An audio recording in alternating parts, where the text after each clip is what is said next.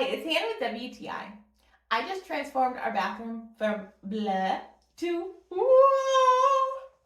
This wallpaper by Fititem has totally transformed the look of our bathroom and I love it. And the best thing is, it only took me one morning to accomplish that. It has made my bathroom look so much better. It's really impressive how something so simple can do such a transformation. But this is a really easy job. It's peel and stick. It has a nice grid on the back to cut it. A couple things I really love, because I am not a perfectionist, is a couple places I did not get it to match up 100% and I was really worried it was going to look awful. But I'll show you where it's not matched up here. And then if I pan back, you cannot tell that it doesn't match. So the busy pattern actually worked to my benefit. Another tip I have is the day after I did it, there was a couple places along the edges where I had touched it, and so it wasn't quite as sticky as it originally was, and so it kind of had a little bubble.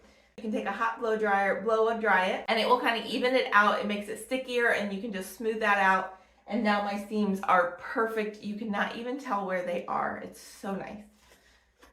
So if you're looking for an easy way to totally transform a room, I highly recommend this, but that's just my point of view.